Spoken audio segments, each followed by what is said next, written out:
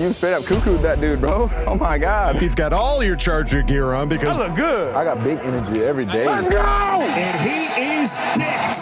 Blind squirrel finds a nut every once in a while. That's right. You have to love what you're seeing on tape if you're a Chargers fan, especially for the future with Justin Herbert. On the move and throws and touchdown. Players, coaches, staff, fans, together we can create something truly special. Stay tuned for some good content.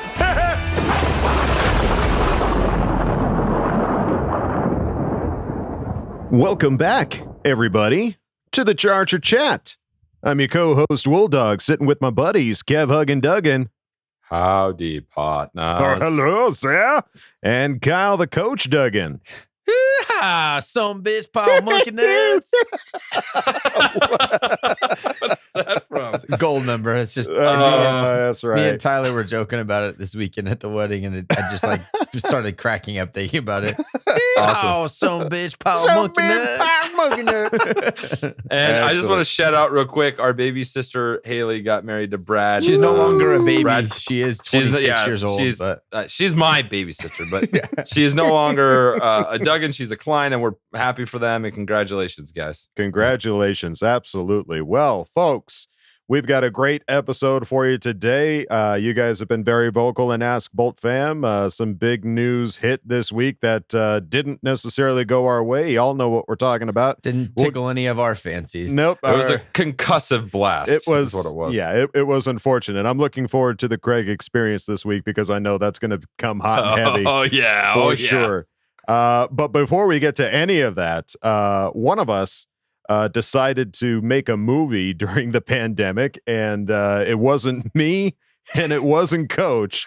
There is a movie coming out, folks, called Untitled Horror Movie, and my man Kev, Hug, and Duggan found a way to shoot a movie during the pandemic, and it's pretty damn impressive. Like, they got mentioned in Variety magazine.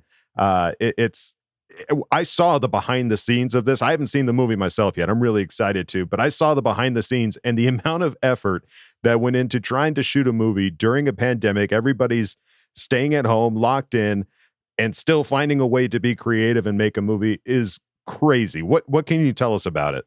Well, this isn't Charger news, so I don't want to be too dropping too much on you guys because you're here for the Chargers, but I consider you family. So yes. I want to share something with you guys. We have a trailer we're going to play for you. If you're watching on YouTube, you can check out this movie coming out, and 100%. After we watch it, we'll tell you just a pinch about it, and then I promise you we will get to the Charger news. But I want to share this with my fam. This is big news. We want to share this with everybody. So here we go. Anybody's ever gonna see this. I have no reception. My internet is down.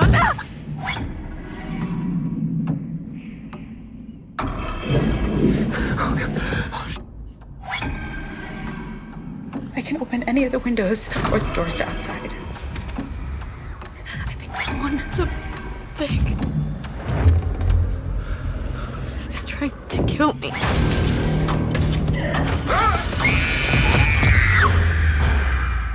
Why doesn't she just break a fucking window? The script literally makes zero sense. It's about a spirit that attacks people who sin. That's literally everyone. The scenes you guys filmed were good. And if we all did it and took it seriously, we could definitely sell it. Okay, you know you need more than actors and a script to make a movie. You need financing, you need a director. We keep doing what we've been doing, and we just shoot it ourselves. On what? On our phones.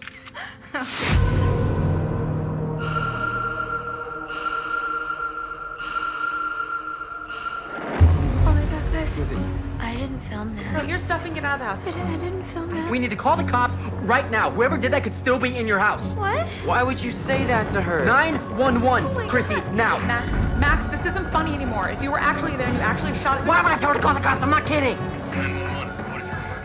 Hi, yeah, is this 911? Where'd she go? Somebody call her, somebody call her.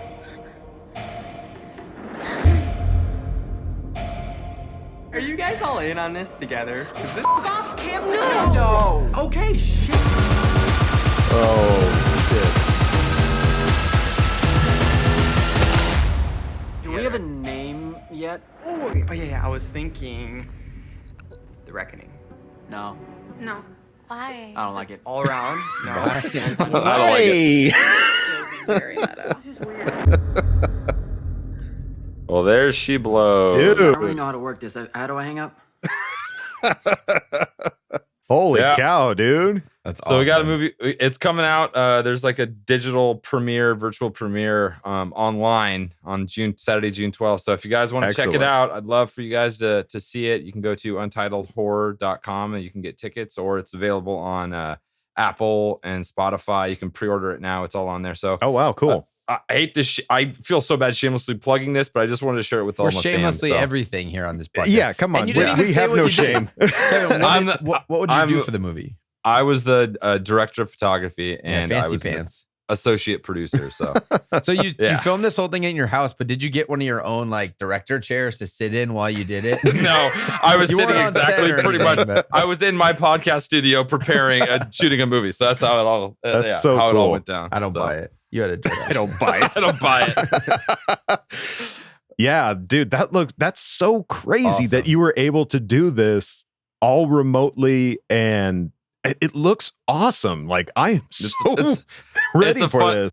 It's a fun movie, so check it out if you guys can. I appreciate you guys. Appreciate your time. So let's do it. Let's get into what we all came here for. That's right. It's time to talk about Charger news, folks, and let's start it off right. Speaking of horror movies, cheesy crazy Julio Jones, man. We've all been refreshing our Twitter feeds, our Reddit feeds, like just waiting for something to pop, something to hit. And for me, when I saw it, I saw Craig making a comment, and I was like, ah, shit, what happened? Who's he going to? And Julio Jones is going to the Tennessee Titans. All they traded for was a second round pick in 2022, 2023 fourth round pick, and Falcons will send a 2023 sixth round pick to the Titans. This does not cost very much. I'm a little baffled why we weren't willing to go there. You know what I mean? Like I don't know. I'm a little flabbergasted right now. Yeah, I don't know. Again, we don't know what happens behind the scenes. We don't know who talks to who or what the situation is. Chargers certainly was one of the viable options for Julio to go to, as far as we had the cap space. And dude, we've got the offensive rookie of the year quarterback throwing potentially to this Pro Bowl wide receiver that could just like explode this offense. But didn't happen. Ended up going to the Titans instead. So it's kind of crazy to me too, like just how people get their hopes up and it just kind of crushes their souls sometimes. I've seen some people on Twitter now talking like, we got to get rid of Telesco. How dare he not get him? I'm like, guys, we were just talking about how he had the best offseason of all time. So it's like, we got to calm down a little bit. Like, this is not the end of the world. We still have a solid wide receiving room. Would it have been a bonus? Would it have been awesome? Yeah, of course. But we got to, it's not the end of the world. There's just a lot. Yeah. I think there's a lot of hype and there was excitement, and I would have loved to get Julio Jones. That would have been awesome. Oh yeah. But it's just like, you got to think, and this is not me trying to just shamelessly defend anyone. It's just the thought of you're building an entire roster. I know that we're in a win right now mindset. Like our goal, we should be with a rookie contract on Justin Herbert. We should be trying to win right now. But like our receiving core is solid. We don't have huge Big names like that have done big long-term. We don't have a Julio Jones name outside of Keenan, but it's like, we have a solid core of wide receivers that are also cheap. The reason that we were able to put so much money into our offensive line, and the reason that we still have cap space, is because we have guys that are producing at a really high level on rookie contracts. Yep. So you're going to go take a position that's not really of great need and fill it with, obviously Julio Jones is incredible. But what happens week 3 when somebody goes down and you have to make moves and stuff has to get shifted, and you tie yourself up. I am excited to see now, look, we have a pretty big chunk of money. This is not just like throughout the year money. There's still people to be signed right now. Right. So this, without doing Julio, I think it opens up 2, if not more, players that you could bring on that could have an instant impact on the team. Absolutely. Yeah. Wide receiver was not a position of need, like you said. There are a few positions of need, I think, elsewhere on the team that you could still spend some pretty big money on some players that might actually fill more of those holes that we've talked about in the past. And it's a depth thing, man. Like we've never had solid depth on any of our positions. So that's what, last year when a couple guys go down, we're in shambles. You know what I mean? The year we went into the playoffs and we had to play all of our DBs because we were out of linebackers, that's not ideal. So if you can fill out these places and have more of a bench, like I think that's a healthier move. Right. Are we the Shamelessly Positive podcast? Yes. Are we going to defend Tommy T now because of this? Kind of, but it still we have sucks. To. Yeah. I'm just going to put it on Front Street right now. I'm kind of pissed off about it. Right. I really wish we could have grabbed him, but what are we going to do about it? We're going to cry over spilt milk, or we're going to put our heads down and get to work? Exactly. That's the thing. It's like, did we want him? For sure. Like, Hell that would have yeah. been amazing. Everyone did. Are we crestfallen that we didn't get him? No, I'm over it, dude. Like, it's especially because he didn't go to like a division rival. Like if he went to any division rival, then I would be upset. Then I would. God he didn't go to the Chiefs. I'd be flipping tables left and right. Yeah, baby Jesus. Yeah, that would be a problem. But that isn't what ended up happening. So I'm not. So I agree that like the giving up a second and a fourth, that's not a lot. It's not. No. It's not that much. And they got a sixth. They got a sixth back. Like I'm kind of shocked that we didn't offer more than that, because if we would have offered more, they would have given it. They weren't. For sure. They were taking the best offer available as long as it wasn't in their division. We'll give you a second and fourth. You keep your sixth. Right. But clearly it has to be that we weren't willing to spend that much money on a veteran wide receiver with the core, with the money that we've already put out there with what we have right now. I mean, Mike Williams is getting paid big. Keenan's getting paid big this year. That's a lot of money. So I can understand unfortunately, we're just a conservative team when it comes to doing stuff like this. We all knew in the back of our mind it wasn't going to happen. It's just, it would be easier to digest if we were always a conservative team and always a competitor. Like if we were always good being conservative, no one would say anything. But we have had not the greatest history of being competitive on the football field with this very conservative strategy. So I think that's where the frustration is. We just got to win. We got to go out and win this year. But the thing is, you got to think about it too. Like we went out and spent some money on our center, on this new offensive line. We spent some money on some positions. So it's not like we're just sitting back there, counting our pennies. Right. But it's not the full blown splash, us as, couch GMs want to see, because money's irrelevant, doesn't fully matter to us. So we just want, we see that we have enough, go get them. So, you know, there's a lot more that goes into it. So since now looking forward, since we're not getting him, build your depth, get more guys that you can get in there and have a solid rotation to where if somebody does go down, it's not the end of the world. Exactly. Yeah. When you're spending big money on a position like center, that's not the flashy pickup that we all as fans want to see. We want to see that Pro Bowl wide receiver come in and it's be fun like, to see that. That's way more fun. That's way more exciting. So I think that's what people just want, a little bit of excitement in their life. But we've got the tools, we've got the players. We didn't need Julio Jones. We saw the production that Justin had, especially in the last 4 games last year with the wide receivers that we did have that were playing. And it's fine. Everybody relax. It would have been cool though. It would have been cool. Freaking sweet. Just and it let also, it go. It solidifies Tommy T's conservative approach. Don't trade up in the draft. Right. Don't sign the big names. That's very clearly what he's going to do. Right. So it needs to start working more efficiently and year after year. Right. Yeah, this will be a big year for both Tommy and for Brandon Staley to see what happens with this fresh new team, and expectations are high. So they have to perform. Otherwise the pitchforks might start coming out.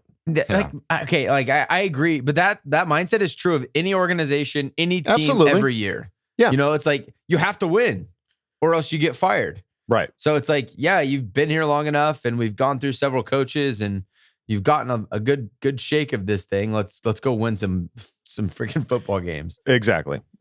Yeah. I think given the track record, it feels as a fan, it feels more essential now than ever because it's just like you have the leash this is shortening. Right. The leash is shortening. The window of opportunity is finite and something needs to happen. So, but we're going to let it go.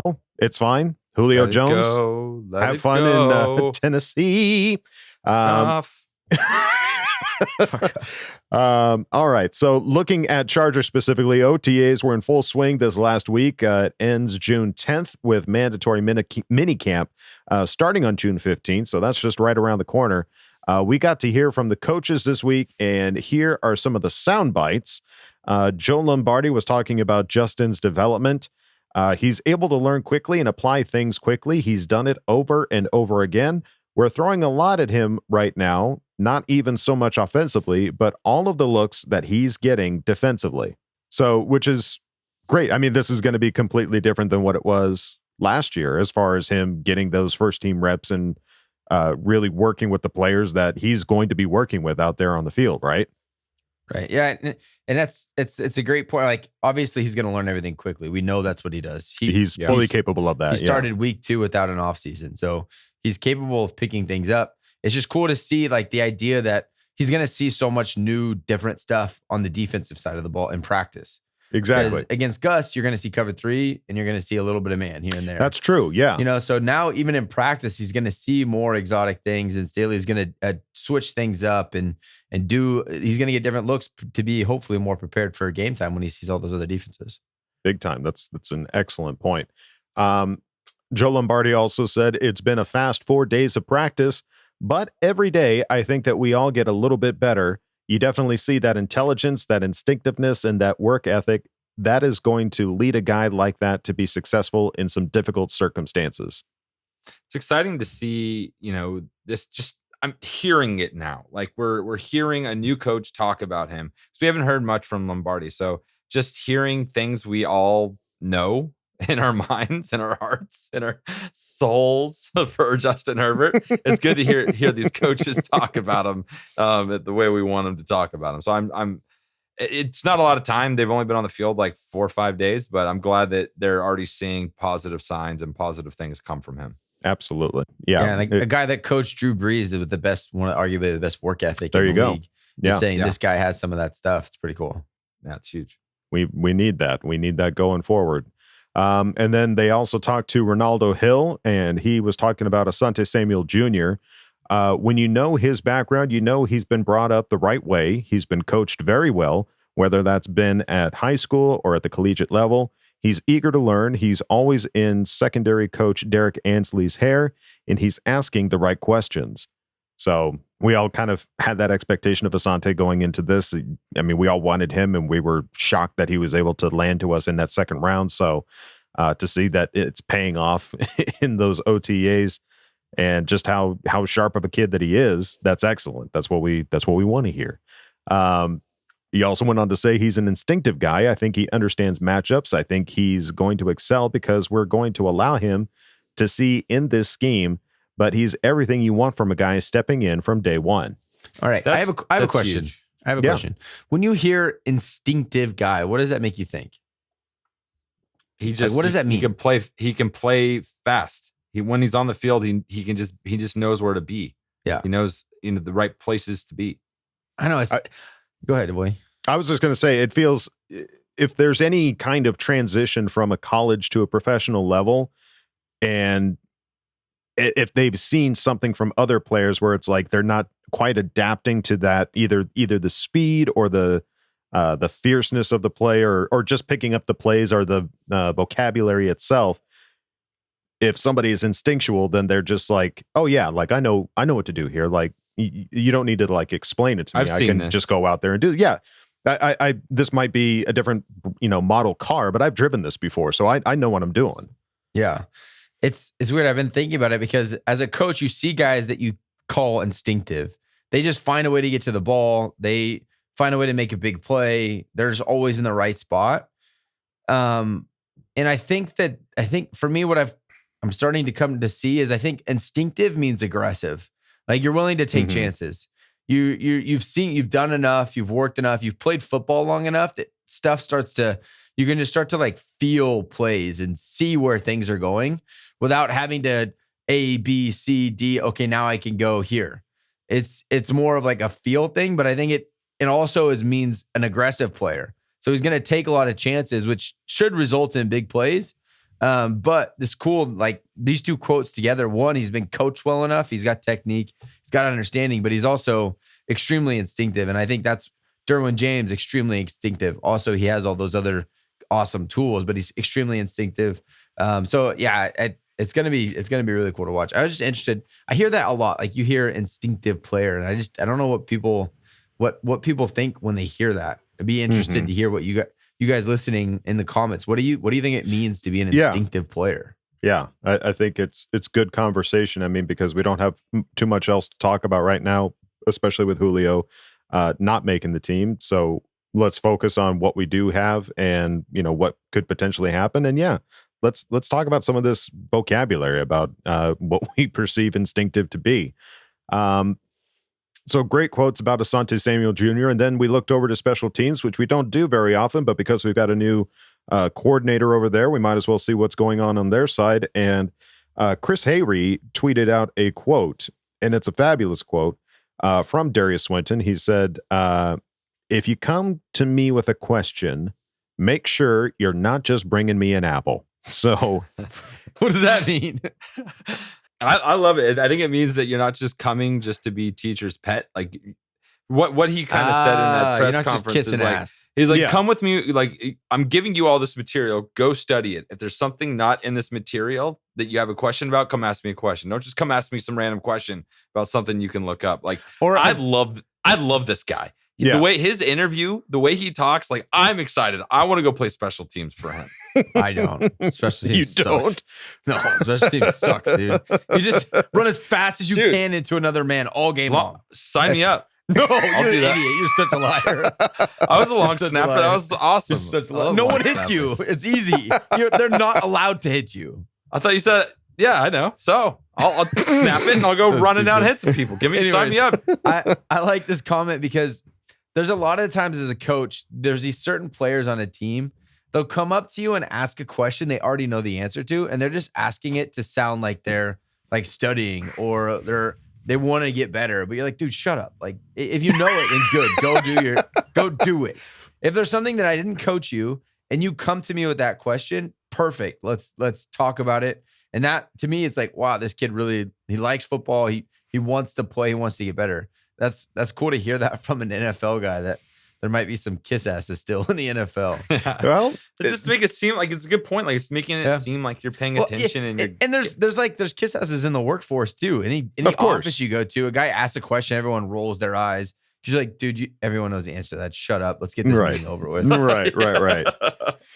Yeah, it's awesome. And apparently he's like gambling with them, like they're doing dollar bets on these quizzes that they're taking. Oh, okay. No, he even addressed it. He said it's only $1 bets, and we can't get in trouble for this. I've already looked up the rules, so he's just making it a competitive space, and all taking these quizzes now. So I don't know.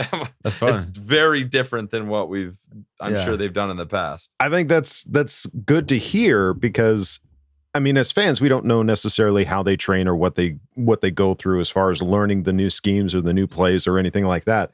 So by enforcing these kind of quizzes, you're ensuring you've got like now the paperwork to prove it. Like, hey, man, you know what to do. I've got the quiz right here, and you answered it this way. So are you cheating? Are you looking at your fellow teammate, or you actually know what the hell you're doing? Exactly. You just chose not to do what I told you to do. Exactly. You're fired. So, liability. You're fired. Yeah. So excellent to see from our new special teams coordinator, Derius Swinton. They also talked to some of the players. Kenneth Murray was one of them. They asked him about the new scheme. And he said, a lot of things in the scheme last year didn't allow for me to play as downhill as I wanted to play. In college, that's pretty much what I did every down is play downhill.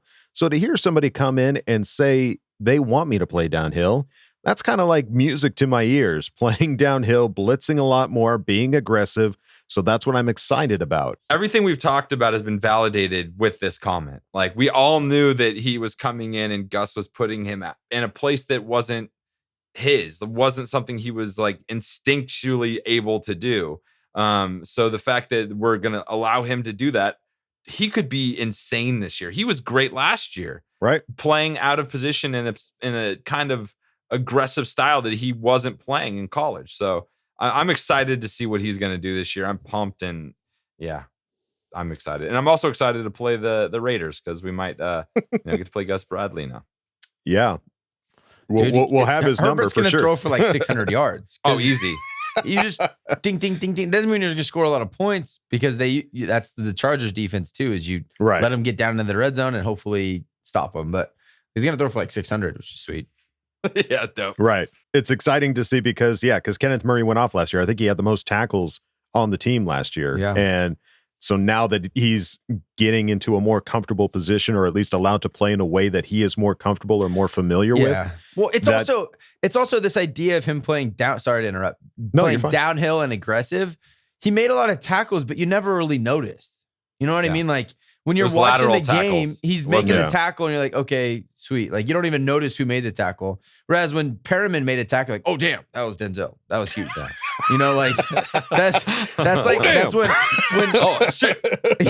when Kenneth talks about playing downhill and aggressive, he's gonna show up more. There's more opportunity for big plays, turnovers, big hits, momentum changers. So that's what's exciting about this comment is like, no, he's like, I get to go be a player now. I'm not just like a safety valve that's going to make the tackle for a gain of 5, 120 times this year. You know what I mean? So yeah, that's going to be fun. He's going to be electric like he was in college. Taking the reins off him, man. I can't wait to watch him play. Big time. But it'll be interesting to see how things. In order to do that, you have to adjust something behind it, right? If you're going to let him just go, you got to have something to fill that. So it just sounds like it's going to look completely different. Everything is going to look different from what we had last year. So it's gonna excited. It's going to be more aggressive, which is more exciting to watch as a fan. Like as you know, when we're watching the cover 3 defense, it's like, okay, guys, just don't let this, don't let it. You did it. First down. Yeah, exactly. So, but with an aggressive defense, you're going to see I feel like we're going to see those pockets collapsing. I feel like we're going to see guys getting to the quarterback quicker. I'd be curious to see how many sacks we end up getting this season. If that ends up, and the turnovers are going to go up. I hope so, dude. Much higher than we were last year. Yeah, we that's what we need. We need those turnovers to take advantage. So excellent to hear from Kenneth Murray, who's going to be going into his second season. And then I don't know the show that LT was on, but LaDainian Tomlinson was on a show. I'm guessing it was on the NFL Network. I don't know the name of the show. But if you've kept an eye on their social media, you've seen that he made the quote of "We ain't scared" in regards to battling the Chiefs in the AFC West, which is pretty damn awesome that we have LT still as like this ambassador for the Chargers and talking on their behalf and letting them know like, hey man, we ain't scared. Yeah. Have you seen what we have? Have you seen this kid? Like he's out of control. Yeah, and the way he did it too, the guy was like, aren't you worried that you have to play the Mahomes and the Chiefs? You know, they're in your division. He's like, we ain't scared. Yeah, he did just that that dramatic lean in like, scared. Oh no, you didn't. Yeah, we ain't scared. It was awesome. I was like, I'm proud Charger fan. Thanks, big LT. time. Yeah, no, just great that he's still out there again, like talking on the Chargers' behalf. Like that's one of the most beloved Chargers players out there. So to see him doing all this kind of, I guess, junket or, talk show junket type. Well, he's the NFL Network. He just has like biases. He's one of their main analysts. He just talks about his boys, which is awesome. I was always slightly worried when he went to the Jets that there was some riff. Yeah. And now like, I'm just so glad that he's fully back on. He doesn't talk about the Jets anymore. Even Dan Pouty Pants Fouts talks crap sometimes. And I'm like, dude, what exactly? You're all like, nothing ever happens. Why are you talking smack? Dan Pouty Fouts? Go to hell. What the hell, Dan? He's just curmudgeon. He's older, dude. He played in the 70s and 80s. That's just older, man. All right. And then looking at one of the other teams, which one of our beloved Charger players, Phillip Rivers, went to the Colts. Somebody kept tabs on all the babies that were had in Indianapolis. And I guess they're calling it the Phillip Rivers effect. They had 3 players have babies in under 60 days, which is like... He's like the god of fertility or something. He's just like sprinkles everywhere it around. he goes. It's just get a baby and you get a baby. baby.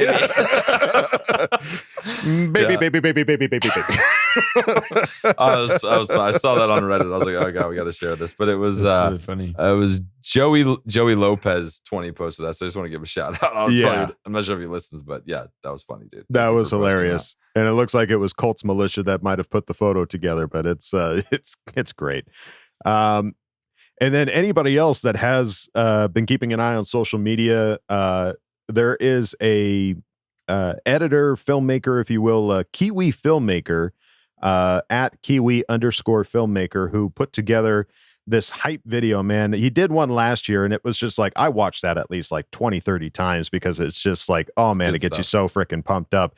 Made another one this year, another hype video, and it is just, it's just that chef kiss, like just so good because it's crazy how last year we go 7-9 and there's so much to be still excited about because it was just such a weird year of like, should have been at least 10 wins. It should have been because so like I think highlights, a ton of highlights, like an amazing amount of highlights for a team that went 7-9, and and those players that he's highlighting in the video are like, they're coming back. Like we're gonna still have like all these guys that he's hyping up. So it's really exciting. So definitely go check it out. I think social media at Kiwi_filmmaker.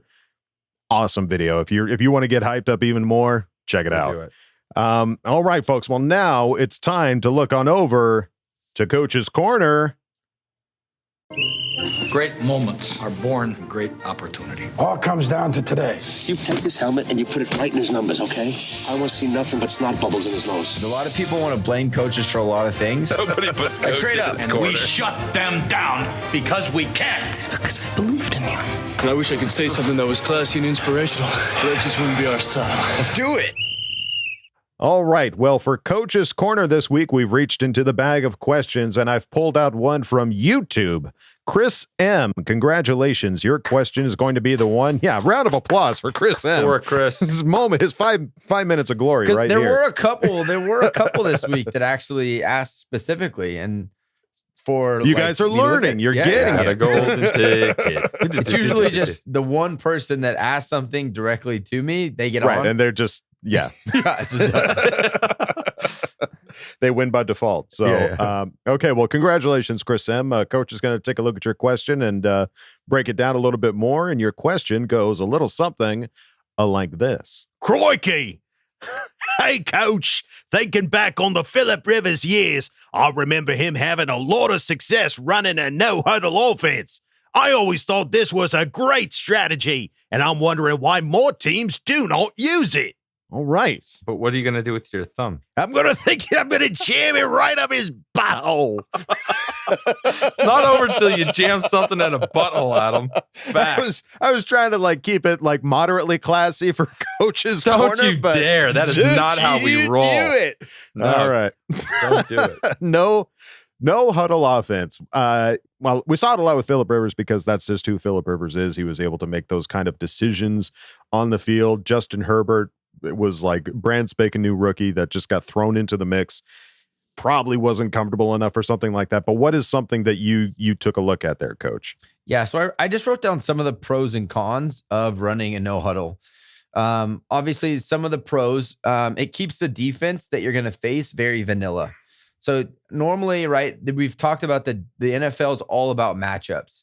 You get the wrong personnel for the defense on the field, you want to keep them on the field. So say we have a lot of our receivers, we're in 10 personnel. So that's 1 running back, no tight ends, and 4 wide receivers.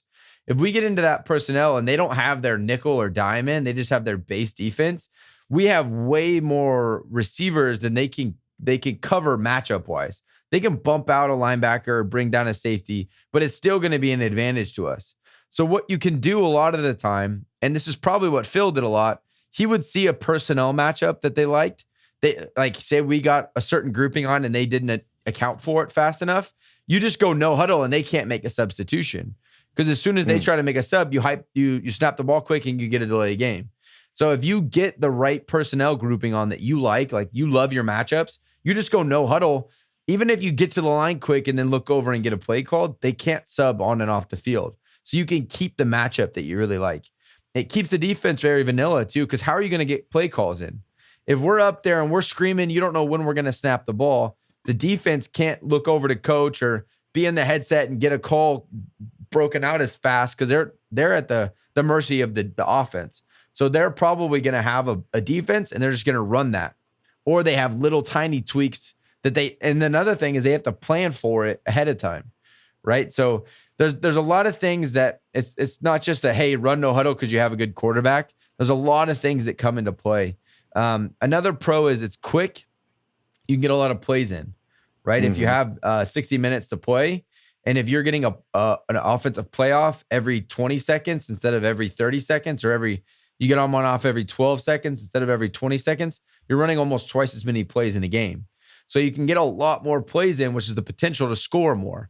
That's one of the main ideas behind the college game going to no huddles. I want to get more plays off so I can score more. It's also a really good change of pace. From a defender's perspective, you go out there, you don't really know what to expect. You're on your heels of, are they going to be no huddle this series or are they going to be in a huddle? How do we change from a coach's perspective? You have to put time into the week leading up to that game. Hey, this team runs a lot of no huddle. We're going to have to spend some time in practice set aside just to go over no huddle so that we're prepared when they do it. So those are some of the pros. And there's obviously a lot of pros to doing it. It can be, and it's for a fan, it's really fun. It's exciting. There's not as much dead time. But some of the cons, it's hard to get the perfect play called. That's why with Phil, it was really easy because you have a coach on the field. He just goes up to the line of scrimmage, sees what they're in, and gets a play called, and he can get it called real quick, and then they can run the play. But it's not always that easy, especially for a young quarterback. Not only to have to read the defense, but then you also have to get the play called, make sure everyone knows it, communicate it effectively. So it's not always easy to get the perfect play called, which can result in negative plays, turnovers, loss of yardage. It can be difficult. You also tire out your players. So those big boys up front, those centers, you get a 20-yard pickup and you're sprinting to the ball and running another play. Those boys are going to get tired pretty quick. So these guys play a lot of football games. Now we're adding games to the season. The last thing you want is someone to get hurt because they're tired from running around the field just trying to get to the ball as fast as they can. Obviously, it's still a pro as well because the defense is doing the same thing. But as much as you want them to be tired, you don't want your team to be tired too. It also changes time of possession. If you're quote unquote an underdog, which you should never see yourself as in the NFL, but if the other team, like the Kansas City Chiefs, one way to beat a prolific offense is to not let them on the field. So if you have the ball and you're running the clock down every single time before every play, that's just less snaps for them to be on. So if you can be efficient with your offense and get a couple of stops, you can win a game. But if you're gonna go mano a mano, hey, we have Justin Herbert, you have Patrick Mahomes. We think if we have as many snaps as you, we're gonna win anyways. Then go for it. So it's just a different strategy. There's a lot that goes into running no huddle. That's why nobody does it always. That's why you'll see it as a change of pace to try to catch them, which I agree. I would love to see more of, especially now that Justin's a little bit more comfortable in the league. I don't foresee it being early in the season since he's probably still going to be getting used to everything. But come there in the playoff run into the season, it'd be cool to see that change of pace and running a little bit of no huddle. Yeah, I was just taking a look at some of the stats as far as who ran no huddle, and this is from sharpfootballstats.com.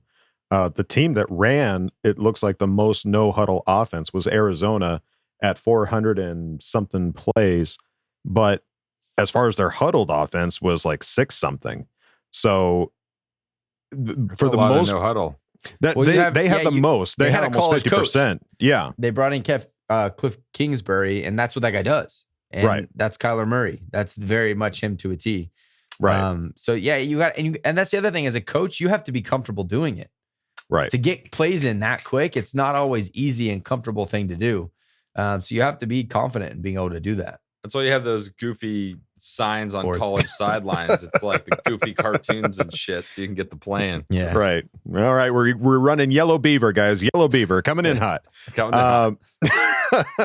So, and I think we could probably expect to see that in the future from, I mean, if anybody touts anything about Justin Herbert, it's about how smart, how sharp of a kid that he is. And could definitely start picking up on some of the stuff. And we might even see it as soon as next season, now that he's having the opportunity to work with all of the first string guys that he's going to be working with out there on the field and building that confidence, building that strategy. We'll see if it comes out that aggressive on the offense. We expect an aggressive defense next season. An aggressive offense remains to be seen. We'll find out if that ends up being the way they go. But thank you, Coach, for breaking it down for us. And now it's time to look on over to Fan Focus.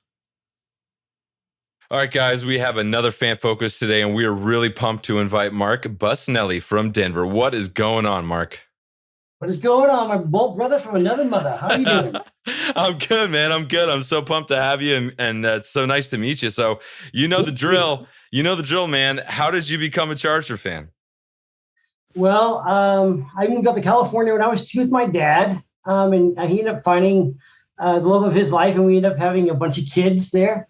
And I actually, my Aunt Barbara was a big Charger fan.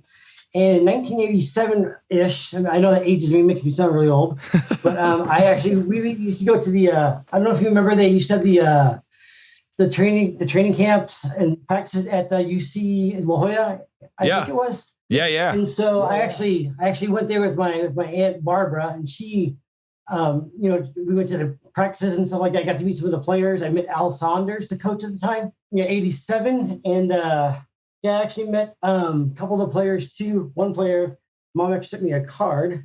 Oh, nice. Get that old school card. We met him, Anderson and Jerry Curls and all. But it was a great time. And I just kind of fell in love with the Chargers from there. I mean, you just kind of love it at first sight. I mean, you're 9 years old, so you're super impressionable, and you love everything about, love their jerseys, and them being in LA now is great too, I think. But that's kind of how I got started being a Charger fan. That's awesome, brother. And we were talking beforehand, and you are from the belly of one of the beasts. There's 3 beasts. I am. You're in. I'm in the Kansas City beast. I'm in the Denver Bronco beast. Yep. Amen, brother. So what's it like being out there with all those Broncos fans? It's crazy. I mean, their jerseys are so damn ugly. I mean, we all can admit that, right? The orange jersey are just putrid, But they do love their fans, and I've been to a game too. A couple years back, I think we actually won that game. I think it's one of the very few games we won in Mile High. But their fans are crazy. I mean, they're all over the place, and they're obnoxious, but not as bad as the Raider fans. How we all feel about the Raider fans, right? Yeah. So it's been crazy living here, but I kind of like it. We beat them and kind of rub it in their face, and they rub it in my face, and I'll probably wear my Charger gear to the grocery store and exactly some looks and some all that stuff too. But it's been really good. It's been kind of fun. That's awesome, man. Yeah, there's something to be said about holding it down in your area. It's kind of nice. It's good. It's so cool. So let's get into it. I kind of want to find out, for you, what do you think will be the biggest surprise this upcoming season? Like, there's a lot of things that could happen. So what do you think will be the biggest surprise? Yeah, I kind of just think the surprise will be maybe owning the AFC West this year. Maybe splitting a game or two that people wouldn't think we were going to split. I mean, we look at last year, and I just actually recently rewatched Herbert's first game, and just him being thrown underneath the gun and getting the starting nod, 30 seconds before kickoff, and killed his own. So now we're going to new coaching stuff in there. With the new offense and new defense, I'm really excited to see what our defense does on that side of the ball, and just really excited just to see us surprise some people. I know we're a Greenberg sleeper pick on ESPN. I saw that. As far as who he thinks can make some waves in the AFC. So we'll see how it plays out. I mean, of course, it's always easy to say that now before we've even gotten to training camp and all that stuff too. But it's been kind of a wild ride, and I'm just really excited to see what Staley and his analytical geniuses and the coaching staff kind of think about how we can put all the pieces together and make a run at it. Yeah, this is definitely one of the, in recent memory, one of the seasons I've been most excited about, because it's like there's so much freshness, and we have 1 year with this awesome stud quarterback, and like the things that could be is like there's no ceiling right now, and anything's possible. So it's definitely an exciting year to be a Charger fan. And we're definitely shamelessly positive here, right? You know it. That's our middle name. It's a long middle name, but it's our middle name. For sure. So what are you like this year specifically? Is there like a player or somebody that you think will be really find his own or become that guy we need him to be?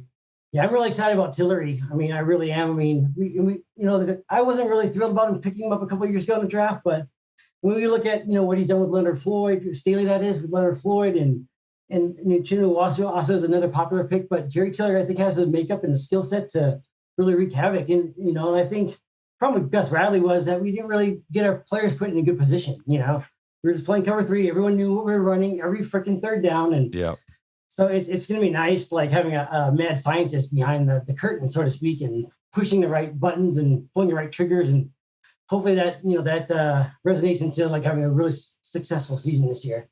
For sure. And it's also nice to know that we now know what the defensive coordinator of the Raiders is going to be and not make any changes. Be very vanilla. We know what we're getting with the Raiders this year.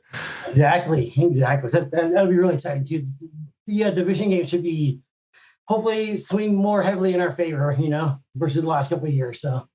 For sure, man. Well, hey, Mark, I just want to thank you for your time, man. It was so nice meeting you. And we really appreciate you coming on the show, brother. For sure, brother. Take care. For sure. Okay, love you, bye. Okay, love you, bye. Son of a gun, Mark Busnelli, man. My brother from another mother. Love it. Brother. Yeah, dude, it was great. It was great meeting him and talking with him, and I just love meeting all the fans all over the place, bro. It's awesome. Yeah, dude, big energy, and way to slam the Denver Broncos uniforms, man, because bright those orange and weird font, and great to hear the positive talk for Jerry Tillery, man. Like, again, that was our first round pick a few years ago, and we've been waiting for him to really be unlocked and utilized in a way that was probably more to his skill set, and hopefully we've got the Wunderkind that can unlock that potential. Because man, he's just a name that you forget about. You forget that we have this guy because he's just been bled. Like, you don't think about that player. I'm excited to see a lot of these players that just kind of go to the back burner and we don't really think about them to come forward and show us what you can do. It's the Kenneth Murray quote from earlier. It's like they were having me put in a position that wasn't really playing to my strengths. So we'll be excited for him. And it was cool to hear him talk about going to like practices in the 80s and meeting the players with Jerry curls and all that stuff. That was awesome. Awesome. It was great meeting him, and we're definitely keep in touch, brother. It was fun. Excellent. A big time. Yeah, we need to have you back on, Mark. We'll touch base with you as the season goes on. But now it's time to look over to one of our old favorites. You know him, you love him. Oh no, Greg from Texas. Oh yeah. Come on in, man. Kick your feet up. Greg experience. Hello there. Make yourself at home. We got some stuff to talk about, right? Moving on. So, gang, I learned a very valuable lesson today. And that is that just because you see the wasp flying around beforehand, that is in no way an indication of when the wasp stings you that it will hurt any less, just because you saw it coming. Yeah, Tommy definitely stung us on this one. But, whatever, I guess. CC gang. Big salute to the rest of the Bolt fam, even the disgruntled of you out there. Welcome to another edition of the Craig Experience. And today was fun. And by fun, I mean like an utter letdown. That was crap, man. I mean, Tommy, seriously? What is it? 2022 second and 2023 fourth or something like that? I mean, not only did the Chargers have enough ammo, if they needed to put like a little cherry on top or something, they could have done that with an extra player that the Falcons need at a position of need, like maybe running back. I don't know. Got a nice little surplus of those. But, I mean, what's even more frustrating about this is that I pulled a full-on Craig Stradamus. And if you would like to know what I mean, allow me to reference a tweet that I posted, May 25th-ish, somewhere around there. And by the way, if you don't follow me on Twitter, handle's like right about there. Holla at your boy. So again, allow me to reference that tweet. And it is as follows. It reads, when Julio is traded to a team other than the Chargers, I doubt that simple act will be what upsets most. The actual trigger will almost assuredly be the terms. And man, yeah, I'd say a second and a fourth and some other stuff, but that kind of being the basis for the trade is enough to just make you want to, I don't know, like, if not hit somebody, something, or, a particular GM. But no, violence is never the answer. We don't resort to that. We're shamelessly positive, and we keep our hands to ourselves. Man, I don't get this. Aside from the fact that the contract becomes super palatable over the second and third year of it as it's currently constructed, if it were to stay that way, you got the cap increase in 22, which again makes it even more digestible. And then on top of that, you have a budding superstar QB on a rookie contract. And we all know what that means. Window. And that's not the time to do what Tommy T do and sit on his hands. I mean, that kind of passiveness in a situation like this makes no sense to me. Like, literally, the stars were perfectly aligned. Players like this on contracts like this don't come around all that often. And then it just so happens that the Chargers have managed their cap really well the past few years.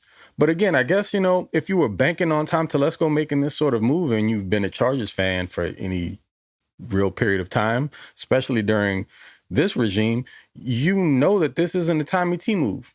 Hell, I wouldn't be shocked if he wasn't in on this at all.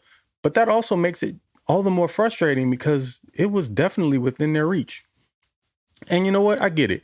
Maybe they have faith in what they have right now and they're banking on it working out. I mean, Mike Will, 5th-year option, and I don't know what you're planning on paying him the year after next. Are you going to let him walk?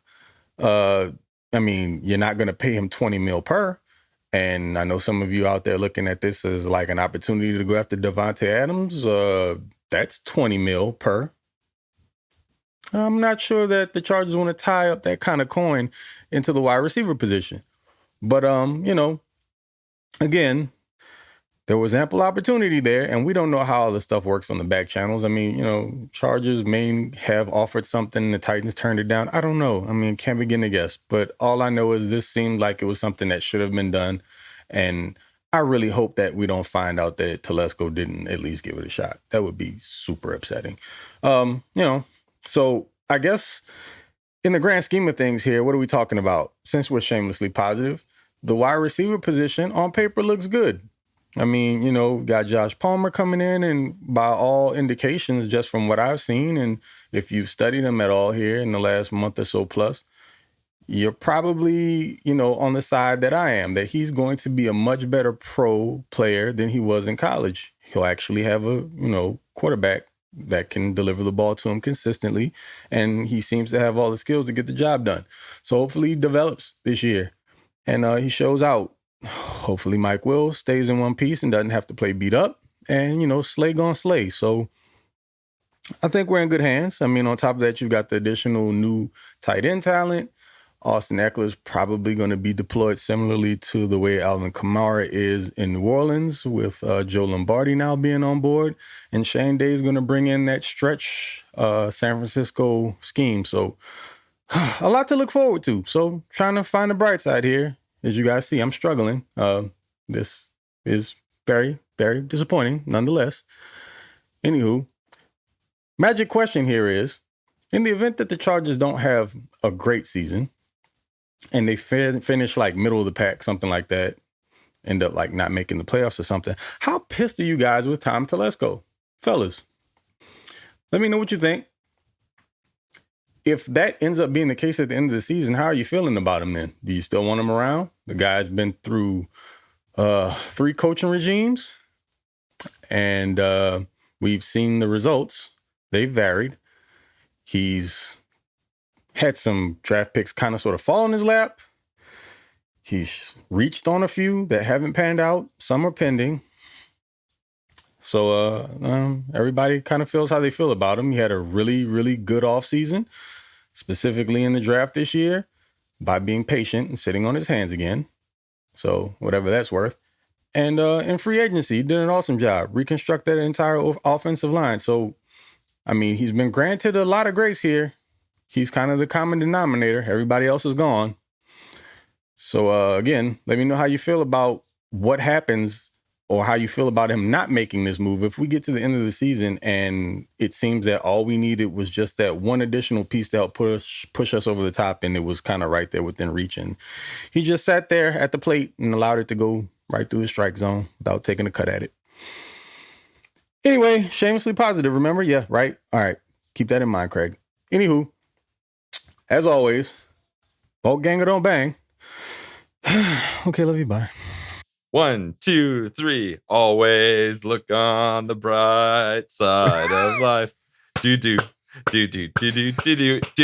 battled through the sadness to try and be shamelessly positive, dude. That was such an effort. I know that was hard for you, but thank you, Craig. Thank you, Craig, for battling through that. Let's bring you off the ledge. Come back to us now. Come back to us. Just follow the sound of my voice, Craig. It'll be okay. Just I know it's dark right now, but just follow the sound of my voice, man.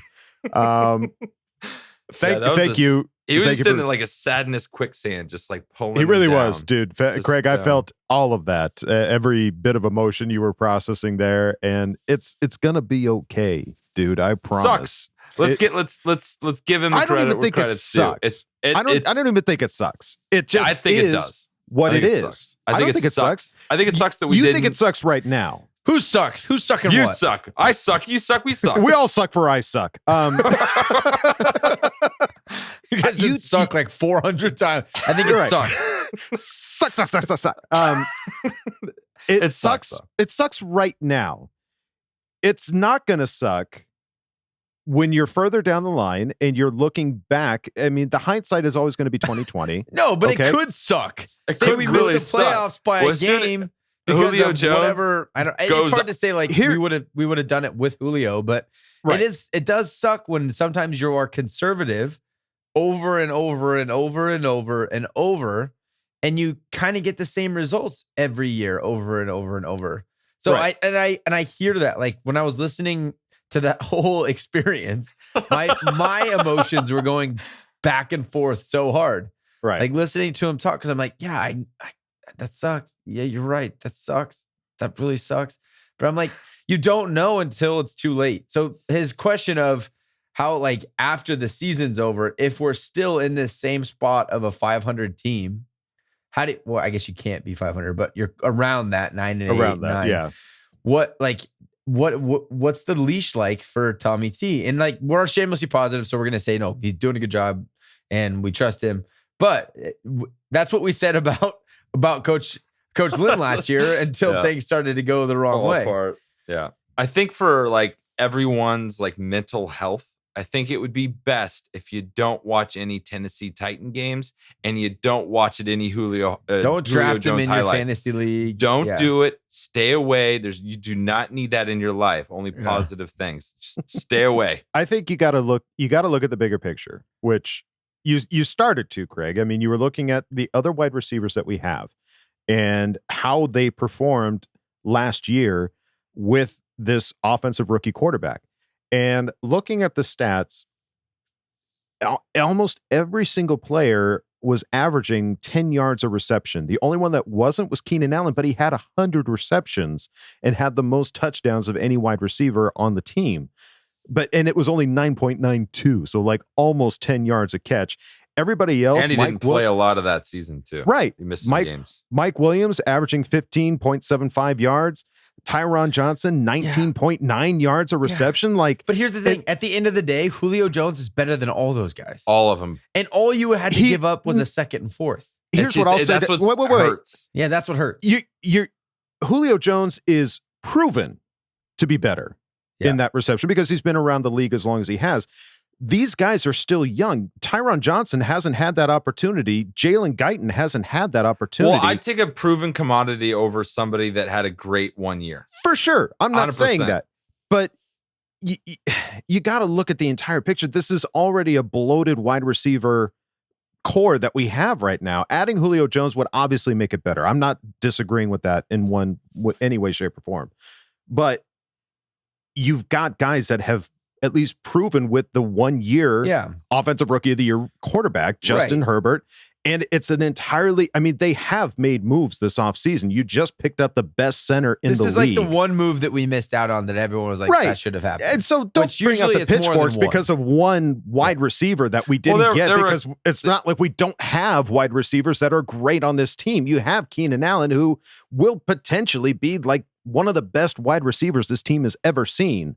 Like, and Mike Williams, if he sticks around, could potentially be that as well. But like, don't bring up the pitchforks yet. Don't get so sad about all of what's happened because of one player that we didn't get. But I think the problem with the one player that we didn't get is it's pointing to the bigger philosophy of Tom Telesco.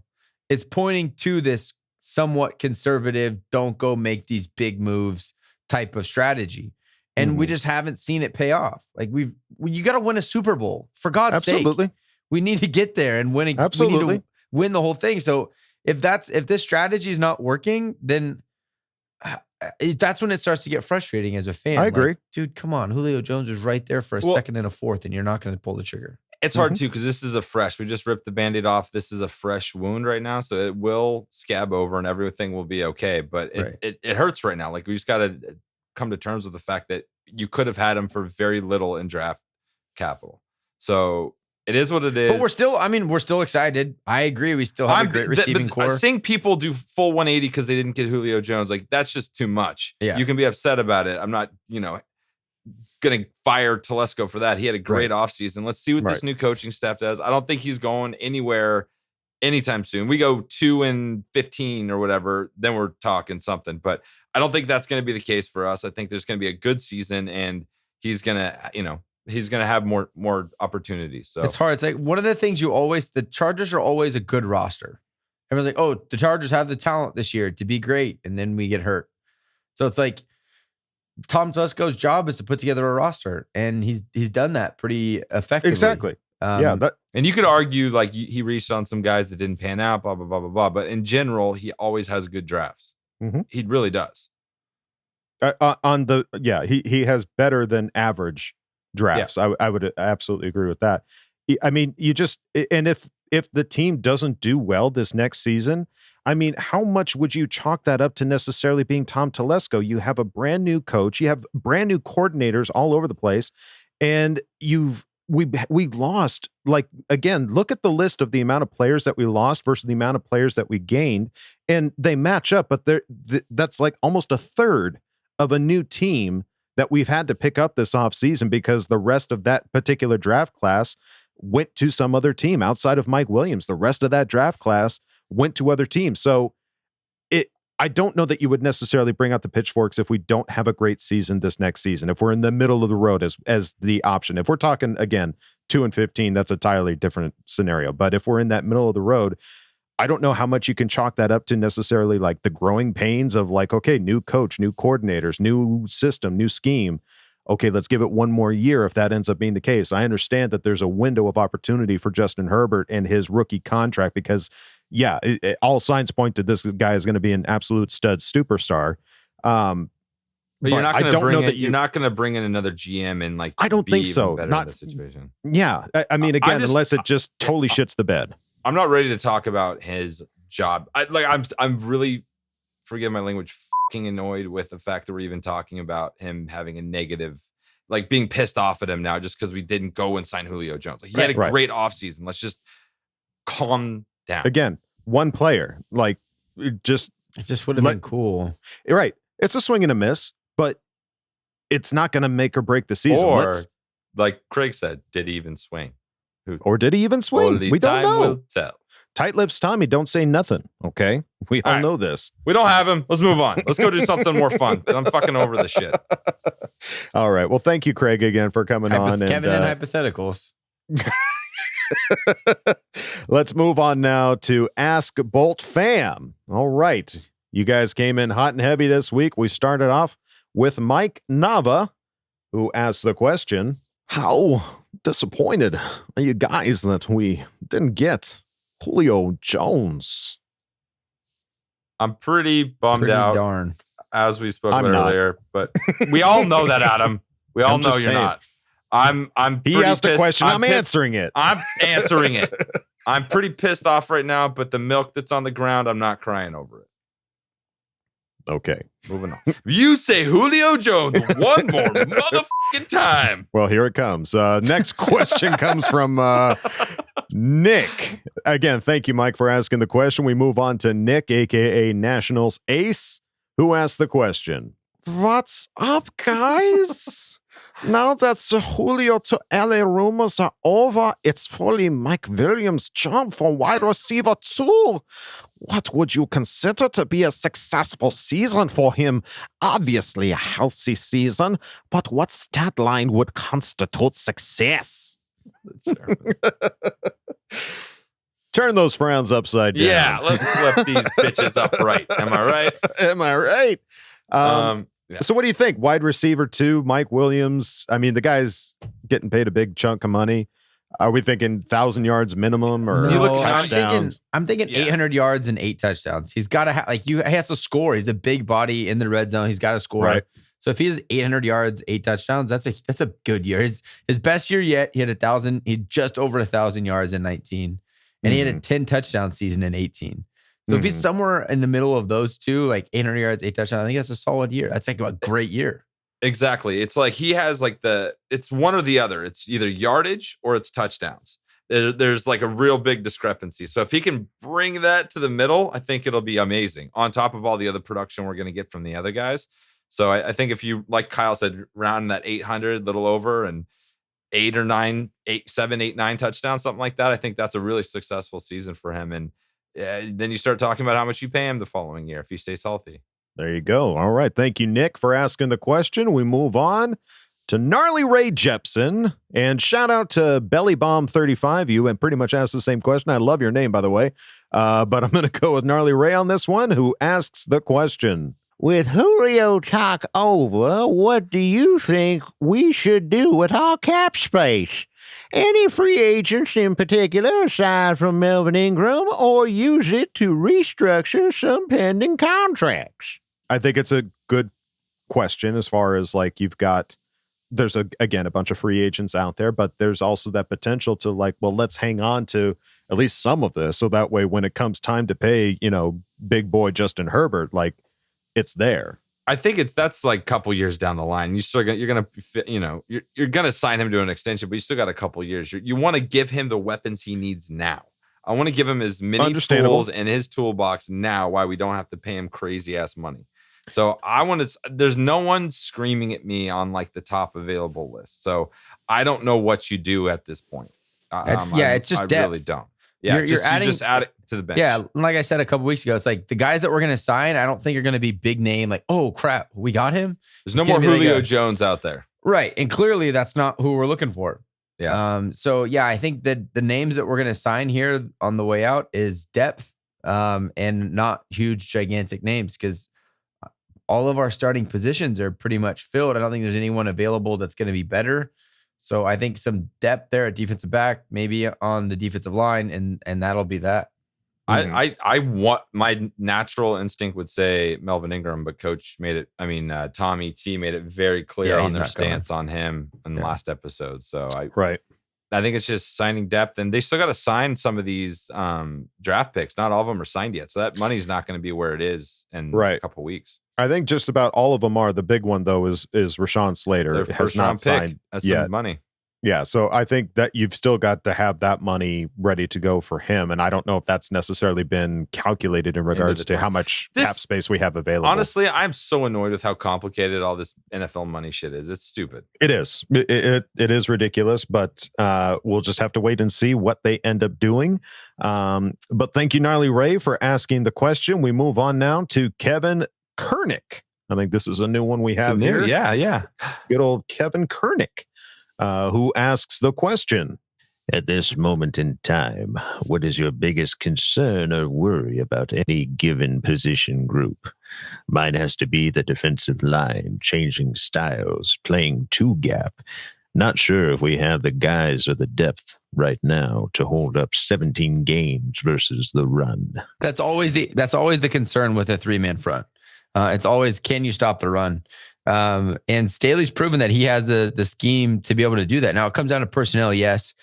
So you would worry that our defensive line isn't whatever up to par. I think it's solid. We did bring in a couple guys. They weren't huge names, but I'm not the two gap thing. That only has to be really one guy that becomes a two gap player. They don't all have to be two gap players because there's you just don't need. There's 6 gaps and we still have technically 3 down linemen, 2 linebackers inside at all times. So you have 5 guys and 6 gaps. So one guy has to play 2. It could be somebody different every time, or maybe you have one guy that's really good and like a Linval Joseph and just make him that guy. So yeah, I'm not as worried about the 2 gap thing. It does worry me about like you lighten the box when you go to a 3-man front versus what we had traditionally run before. So yeah, we'll have to see. I'm not as worried because this is what Staley's done, and they were a great run defense last year with the Rams. I think I'm excited for Linval Joseph. There's some guys on this team that, I think are very serviceable. I'm not too worried about D-line at this point. I like Braden Fajoko just because he was on Hard Knocks, and I like guys that are on Hard Knocks. Sweet. But yeah, there's definitely some position areas where you want to shore up and make sure it's solid. I'm hoping our secondary, the cornerback position, if one of those 2 guys goes down, it's not the healthiest of places if you want to play this dynamic defense that Staley's looking to do. So, we could cherry pick and pick things that we'd like to beef up. I want overall depth. I think we're okay at wide receiver.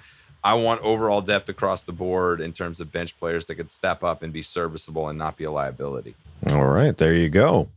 Thank you for asking the question, Kevin. We move on now to Bobby, a.k.a. Bozzy H, who asked the question. What do you think about running back situation? In the past, there have been power backs such as Butts, Means, and of course LT.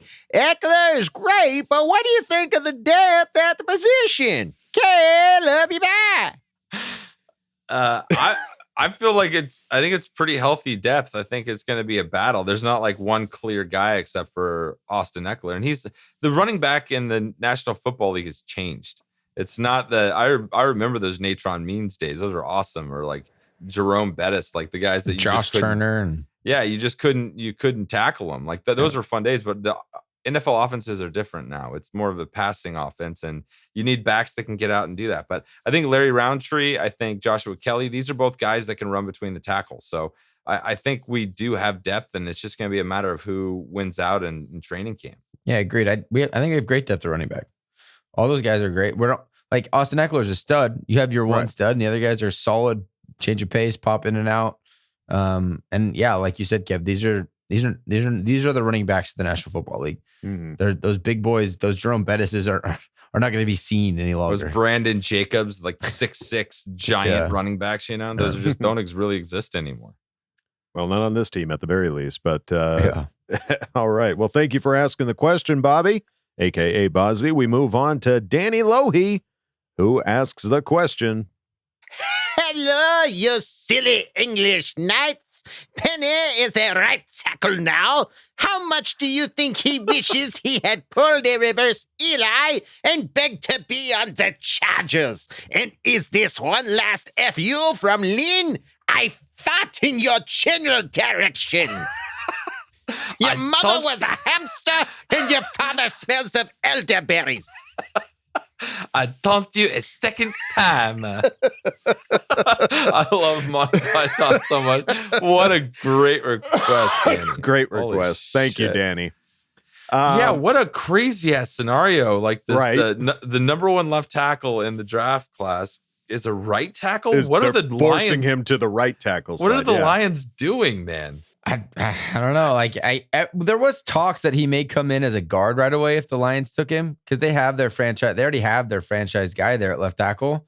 So that's why no one really thought that was a perfect landing spot.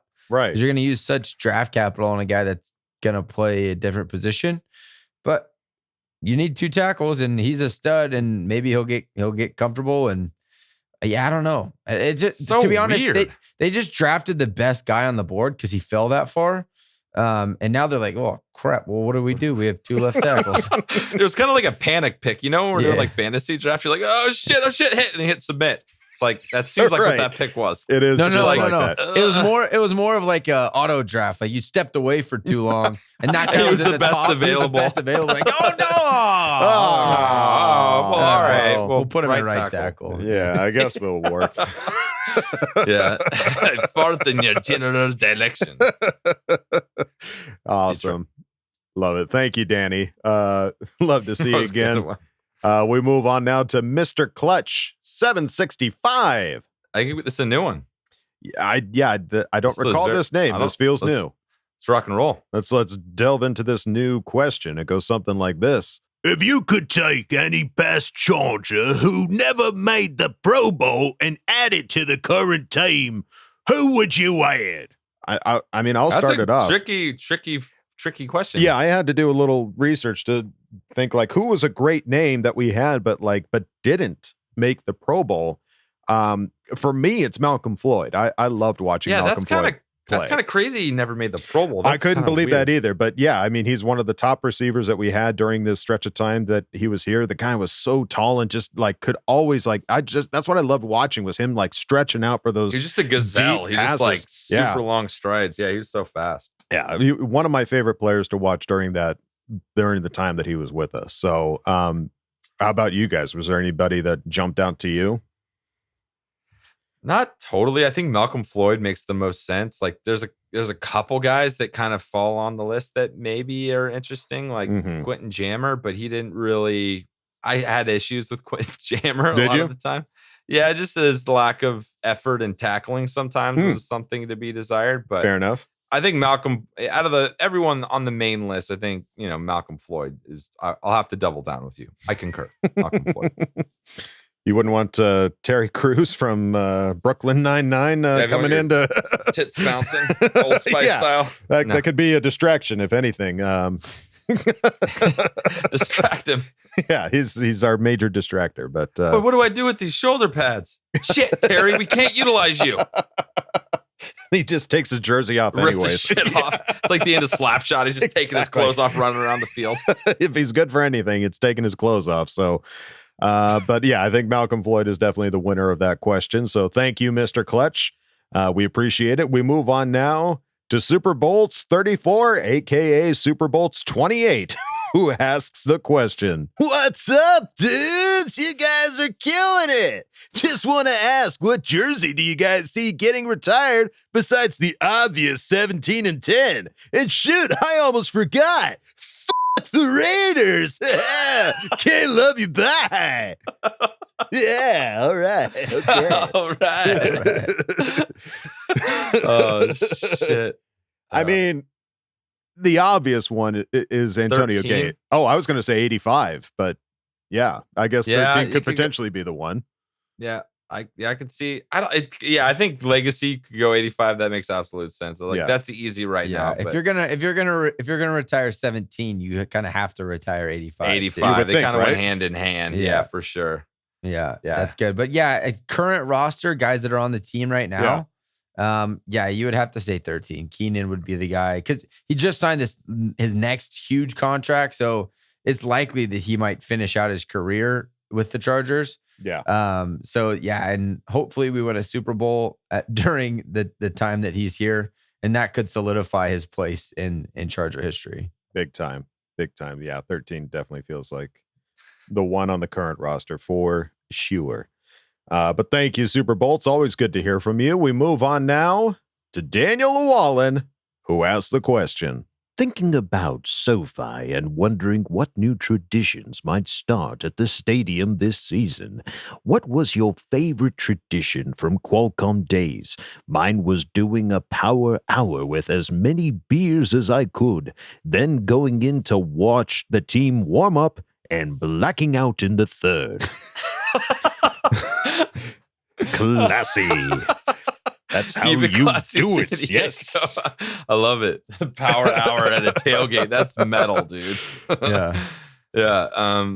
I don't know, dude. I'm excited. There's so many different things that I just got to get into that stadium and see what's up. It's always fun creating new traditions. I was going to say starting new traditions, I think is probably so one much of the fun. better it's things. like but the pressure's really high when it's time to like figure out like what are we going to do? Because it's But like those we're are- not I feel going to like the good traditions are the ones that kind of come organically. Naturally. They just happen. Yeah. natural.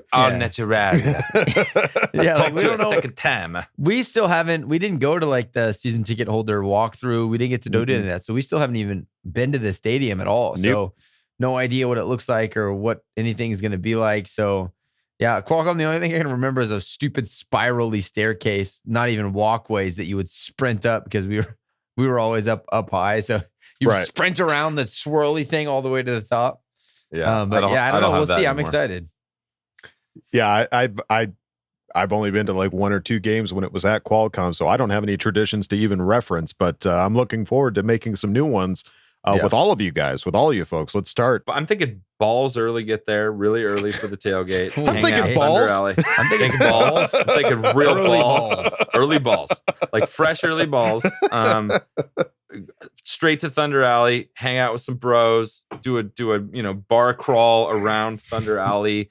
Land at our personal tailgate. Double fist some mimosas, right? We got to remember the mimosas. Mimosa gun, firing it, like basically like a super soaker full of mimosas. Just there you go. I like it. Like that might be a fun tradition. And then I want to get in there early because every game I go to, I want some motherfucking signatures. So I'm going to go get as close to those players or wherever they go as possible so I can get my swag signed. So that'll be, I don't know, we'll see. It'll be different too. If like we're going, it's going to be more of a let's do this. I'm taking my son, you're taking your son, the tradition's going to change. So it'll be fun to see what the traditions are. Yeah.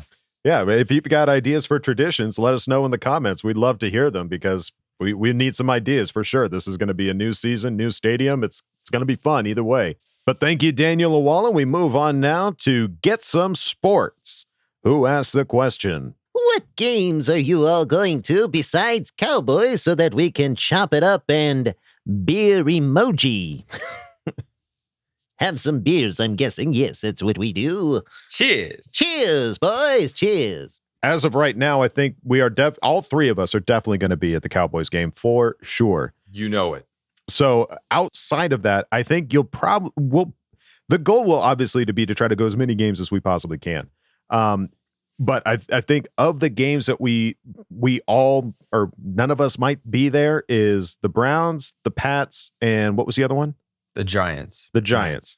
So those might be games that none of the Charger Chat squad could end up being there. But every other game that goes on that season, there will be a representative. There will be a representative of the Charger Chat podcast. So it's tough when all three of us live in different states. Only one of us really lives in California, and the rest of us are off in different states, unfortunately. But I work on Sundays. and great. Yeah, and he works on Sundays if that wasn't hard enough. So and I'm working on my Southwest mile. So yes. I'll be there so much as I can. We will definitely try to be there as often as possible, and we will let you guys know ahead of time when we will be there. So that way we can definitely meet up and do those traditions and do those beer emojis. Will definitely happen. And do not fret, Get Some Sports. But thank you for asking the question. We move on now to Senior Snappy, who asked the question. How many Raiders and Chiefs fans end up in Rivers Lake? The big water feature at SoFi this season. Will one big conflagration send the appropriate message? Or can we look forward to years of lulls? Watching knuckleheads get dunked? Wow. My new what a pull. favorite voice. Oh my God, Dr. Strangelove. Oh my God. I've never done Dr. Strangelove. So, holy shit. Yeah, I think there's definitely going to be some. Yeah. Feel stupid for asking, but who the hell's Dr. Strangelove?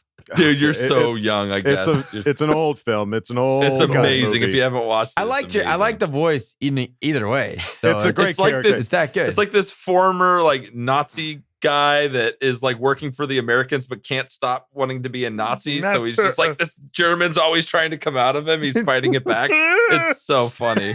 It's so funny. It's an old dark comedy from Stanley Kubrick 1964 movie. and Stanley amazing. Kubrick, the one comedy that he ended up making. It's so funny. Okay, so the water feature, which I love that he dubbed it Rivers Lake. I love think it. That's fabulous. Done. I don't think they have a name, but that's what I'm calling it. That's what we will refer to it as, is the Rivers Lake. Yeah, I'm curious. I when I look at this stadium, I feel like, boy, there's a lot of like pitfalls for drunk people to like either like fall into this water feature, or like the railings are like glass.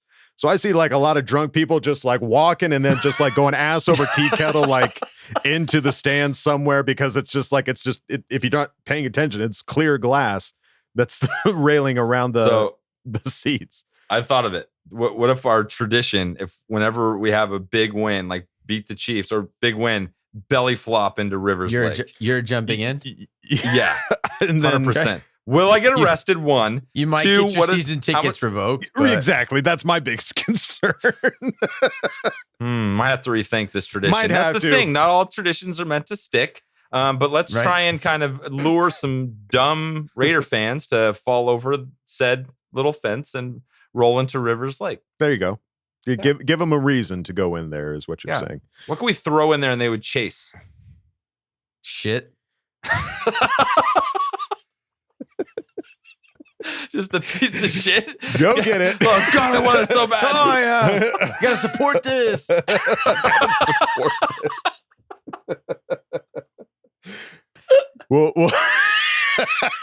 We'll come up with something.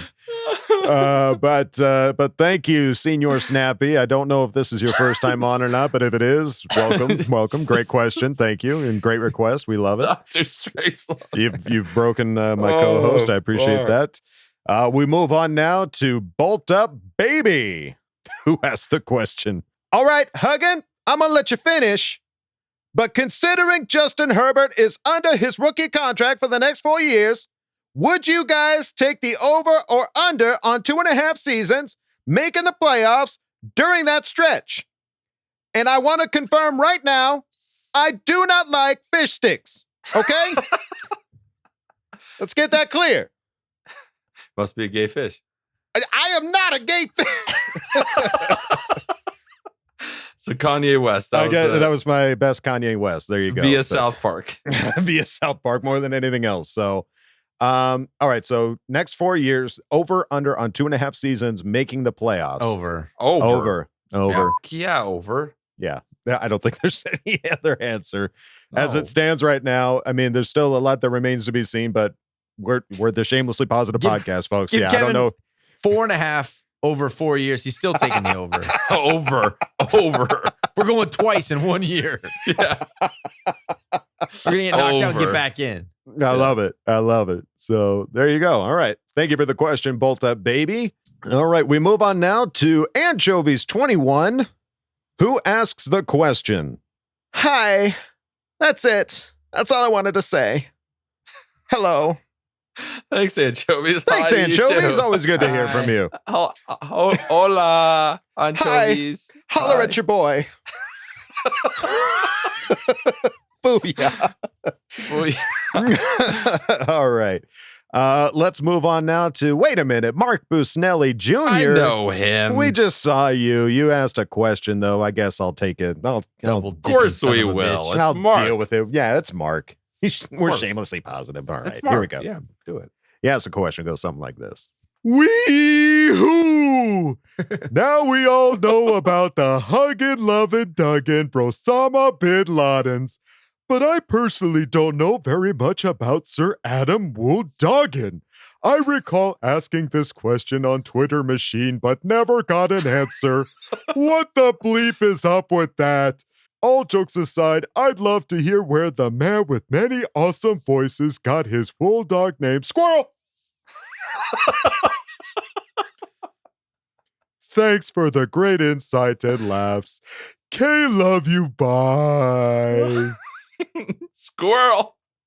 Yeah, he asked for a dog voice, and I love Up, and I love Doug, so I went with Doug from Up because he was hiding under his porch because he loves you.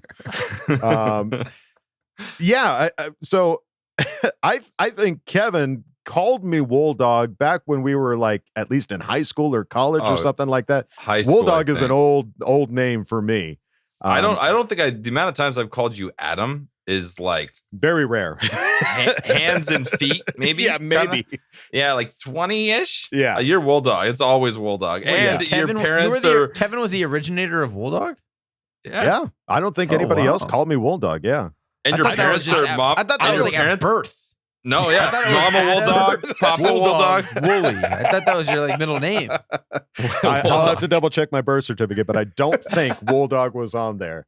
I mean, people would call me Wooly. You know, that was a very typical name, but I think Kevin was definitely the originator of Wool Dog. It's like you walk in a room, it's like, "What's up, Wool Dog?" Yeah, like that. Walking into like 9th grade digital media class. What's up, Wool Dog? Got some editing Driving to in a do. 1985 sheepdog. Wool Dog with the sheepdog. Damn Skippy. So, well, there you go. Great Thanks, question. Mark. Thank you, Mark. And I'm all for double dipping on that kind of question. Hell yeah. Let's see. Got We no move rules here. No, come on. We shamelessly positive. We move on now to another old favorite of ours, Okie Doggy, who asked the question.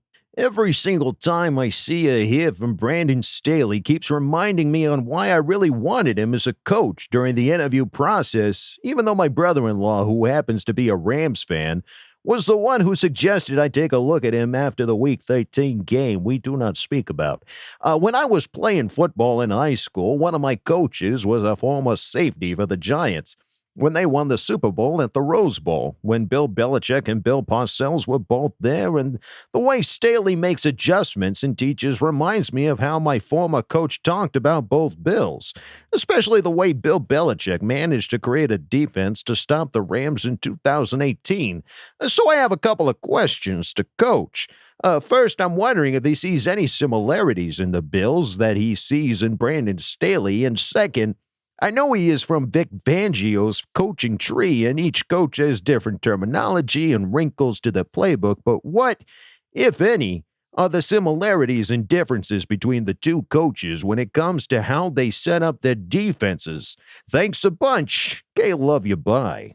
That is quite the question. So the Bills and Giants, hang on. So the Bills and Giants played in the Super Bowl in 1990. That was the year I was born, so I don't have. So you've watched it at least once a year, right? Yeah, so I don't have a thorough understanding of the Bills defense from 1990. But that's awesome, and that's cool to have that inside scoop of your coach that played for him and says, "Hey," because that's what I believe. I believe the best coaches, offense, defense, special teams, it's being able to get the most out of your guys, and that requires being able to be creative enough to put them in the right position. They might not fit as A, B, and C. Maybe you have to find a mixture, or this in this situation, you do this and that. And that's what makes great coaches. And I think that's what you see that Staley does. Bill Belichick always in every scheme that he's ever done, he takes away your best threat. And you're not going to beat him with what you do best. He's going to make you do something else. There's a funny clip that always goes around of him going up to Chad Johnson and like, "Hey, you're not catching a ball today. We're double teaming you every single play." He's like, "Really? Don't say that." He's like, "Yeah, sorry, man." Yeah, when you hear Chad double, that means you're getting double teamed. Because that's what Belichick does. He goes, "What's your best thing? What do you do best? We're taking that away. Try to beat us." And that's what he's been very successful at doing. So hopefully that's something that Staley's able to work in, and we can shut down. If they're a great running team, shut down the run. If they have one good receiver, you shut down the receiver and make their other guys step up and beat you. But yeah, it's exciting to see. I think we're all pumped for Brandon Staley and what should happen. Big time. Wait, that's funny. I'll have to look up that that clip later. But thank you, Okie Donkey. Always good to hear from you. We move on now to Jeebs, who asks the question. Hello, my boys. Oh dear, hold on. Get off my lawn, you little shits. Damn annoying little bastards. And they're just those little shithead Raider fans always rah-rah-rahing over nothing. How does a Raider fan change a light bulb? They don't. They just brag about how good it was decades ago. It's a bad joke about a bad team. All right, boys, now let's play a game. True or false? Mike Williams will have more TDs than Josh Palmer, but Palmer will have more receptions. True or false? Okay, love you, bye. All right. So that was dude, that joke was legit. I love that. Great joke. And that was my best hip old lady. So there you go. The D is silent. We remember. Yeah. Jeebs minus the D. D is silent. Sam Jackson. All right. So Mike Williams will have more TDs than Josh Palmer, but Palmer will have more receptions. True I think or false? I think Williams will lead both categories. Ooh. I just think that he's the clear 2. As of right now, I've not even seen Josh Palmer play. That's true. Yeah. He had a kind of a mediocre career at Tennessee, and everyone's projecting that he'll have a better career in the NFL. But Mike Williams is the clear 2. He should get more looks and more opportunities, more plays drawn up for him. So I would hope that Mike Williams leads both. Because as of right now, in my head, Josh Palmer's working in at that number 3 spot or subbing when someone needs a break. Whereas there's a lot of depth there. So it's a hard field to get on right now in the receiver position. So unless Mike gets hurt, which is very possible, I just think on a contract year, this is his last year of his contract. He's trying to play to make some money. He's going to play through the little aches and pains. Those aren't going to sideline him for a couple weeks this year. So I think he'll lead both categories. Yeah, because you still got Jalen Guyton, you still got T. Billy, you still got these guys that went off last year. Like it's break. You know, he's going to be on the team because he's a high. Still have Joe Reed. We have a lot of depth. There's a lot of guys there, so it's hard to say. I'm excited for him, but he didn't have a lot of production in college. So you bring him on slowly, get him behind a Keenan Allen, teach him up. Like, and you don't pay Mike Williams next year, and you have that guy to hopefully step in. I think I'm with you, though. I think it's false. I think Mike Williams is going to outshine in both categories. So he better. We're paying him so much damn money. Exactly. I think that's the key to that to that necessity there. But thank you, Jeebs. Always good to hear from you. We move on now to C. Densley 11, who asks the question. You travel back in time and are all able to tell Marlon McCree to just go down. What are the ripple effects on the Chargers' timeline from that moment to today? I think you have a coach for 10 years. Schottenheimer forever. Yeah. Yeah. I don't think you go through Norv Turner. I don't think you go through, Schottenheimer becomes like the GM coach. Yeah. He becomes the Belichick of the Chargers. You're not firing somebody that won the Super Bowl. Maybe because he doesn't get along with the GM. You just fire the GM. Get rid of the GM, right? So I think that's the biggest, Marty McFly, Back to the Future 2 scenario is that you just we never leave San Diego. Yeah, if you want a Super Bowl there, they probably agree to build the stadium. Yeah. That's a crazy ripple effect, Marlon McCree. Marlon McCree isn't hated by everyone in San Diego. Now everyone in San Diego hates him even more. So, sorry, Marlon. It's like anytime you see a Back to the Future type movie and you change one little detail, and then so-and-so becomes president of the United States. Like, right. Philip Rivers for president. President Camacho. We win the Super Bowl, we're going to get President Camacho. I want Philip Rivers for president. Philip Rivers. Here we go. All right. Well, thank you, C. Densley. We move on now to Coach Lago, who asked the question. The year is 2035. Herb is the Chargers' bona fide Broderella, MVP in multiple rings. Say 2. Coach has a Dean tat. Stop fighting it. Chargers are a respected franchise. Keenan stayed healthy till his retirement. Does Slayer join Phil in the Hall of Fame? K. Love you, bye. I think if Keenan gets 2 Super Bowls, he's in the Hall of Fame. Oh yeah, for sure. In order to do that, he would have to have a lot more great seasons, and he's already up to now, he's had a pretty outstanding career. The only thing that gets him in trouble is that the Hall of Fame it's biased. So it's a popularity contest, and he is like he's Chargers always getting burned by everyone. Right. Like he's always never on the top 5 wide receivers. Like people are always, not giving him the props he deserves. So I'd be worried a little bit. I think from a stat perspective, if this scenario were to happen, then yes. But yeah, Hall of Fame, you never know. It's just a popularity contest. All right. Well, the final question of Ask Boltfam comes from Unanimous, who asked the question. Ding dong, motherfuckers. Ding dong. How the fuck are y'all doing? Still love the show. Really enjoy watching the YouTube videos. Great way to fall asleep ASAP and also wake up terrified when it's only Coach's face during Coach's corner. And what the fuck, man? What's this brotherly love bullshit going on? We want the drama. So many of y'all stop hugging and dugging each other off for a second. I have a question. A little birdie let it slip that Papa Duggan only let Kevin and Wolldog do the podcast if you brought little brother Coach along. Any truth to this? Another question, and you have to pick either one or two. None of this no comment nonsense or refusing to answer. With the same feelings you have of Phil and Eli, which would you pick? Chargers win a Super Bowl with Eli and we still get Herbert? Or 2, Chargers win a Super Bowl with Phil, but they're in QB limbo for 17 years on the Browns? Answer now! Like always, appreciate the show. Love you, Wolldog. Love you, Kevin. Love you, Craig. Love you too, Coach. Love you guys. Legitimately. Oh my God, that's so good. Holy shit. Yes, the answer is yes. My dad asked if we would let him tag along, and that's really? Yeah.